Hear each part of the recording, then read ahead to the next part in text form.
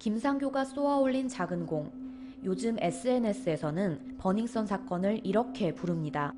강남의 한 클럽에서 일어난 폭행 사건으로 시작돼 지금 대한민국을 흔들고 있습니다. 버닝썬 직원의 손님 폭행으로 시작된 이 사건은 경찰의 폭력, 약물을 이용한 성폭력, 마약 판매, 경찰 유착, 성접대 의혹으로까지 번졌고 급기야 가수 정준영 씨 등의 상습 불법 촬영 행태까지 적나라하게 드러내고 있습니다. 지난해 12월 14일 자동차 커뮤니티 보배드림에 김상교 씨가 쓴 글 하나가 올라옵니다. 11월 24일 클럽 버닝썬에서 곤란에 빠진 여성들을 도우려다 직원들에게 폭행을 당했다.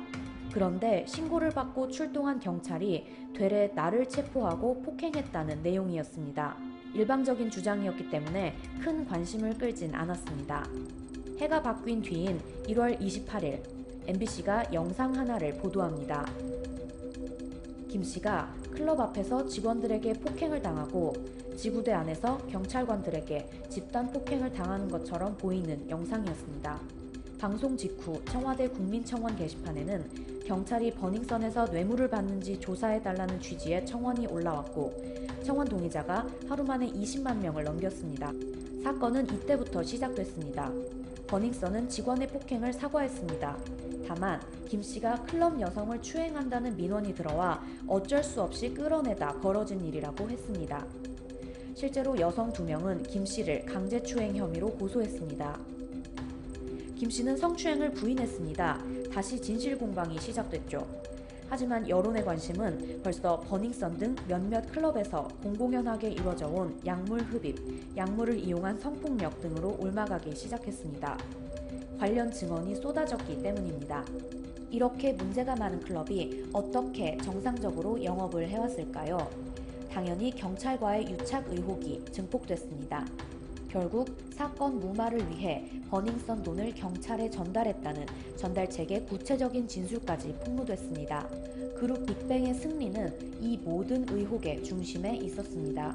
이 모든 과정에 버닝썬 사내이사로 이름을 올린 승리가 묵인, 방조 혹은 지시했는지가 핵심이었기 때문입니다. 언론의 취재는 승리에게 집중됩니다. 이 과정에서 문제의 카카오톡이 공개됩니다. 승리를 포함해 남자 연예인 여럿이 들어와 있는 이 대화방에서는 여러 충격적인 대화들이 오갔습니다. 그중 하나가 승리가 성접대를 지시하는 듯한 내용의 대화였습니다. 승리 소속사 YG는 조작된 것이라고 맞섰지만 경찰은 조작되지 않았다며 성매매 처벌법 위반 혐의로 승리를 피의자로 입건했습니다. 가수 정준영 씨도 이 대화방의 멤버였습니다. 문제의 대화방에서 정 씨가 공유한 불법 촬영물이 발견되면서 사건은 일파만파로 커졌습니다. 정 씨가 여성들과 성관계를 맺으면서 몰래 촬영한 영상들이 다수 나왔고 피해자가 최소 10명에 달했습니다. 관련 보도가 나오자 정 씨는 모든 죄를 인정한다. 영상에 등장하는 여성분들께 무릎 꿇어 사죄드린다고 밝혔습니다.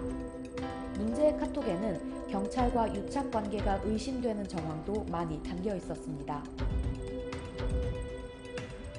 13일은 클럽 버닝썬에서 폭행을 당했다고 신고한 지 100여일째 되는 날입니다. 이 기간 동안 버닝썬은 우리 사회에 다양한 문제들을 던졌습니다. 경찰과 유흥업소의 유착, 클럽 내 성폭력, 여성 착취에 기반한 유흥업, 마약 문제 등이었죠. 그런데 지금 세간의 관심은 섹스 스캔들로 급격히 옮아가고 있습니다. 피해 여성이 누구라더라는 식의 보도가 이어지면서 마약, 성폭력, 경찰과의 유착 등 본질은 사라지고 2차 피해자만 양산되고 있습니다. 김상교가 쏘아올린 작은 공, 최종 도착지는 어딜까요?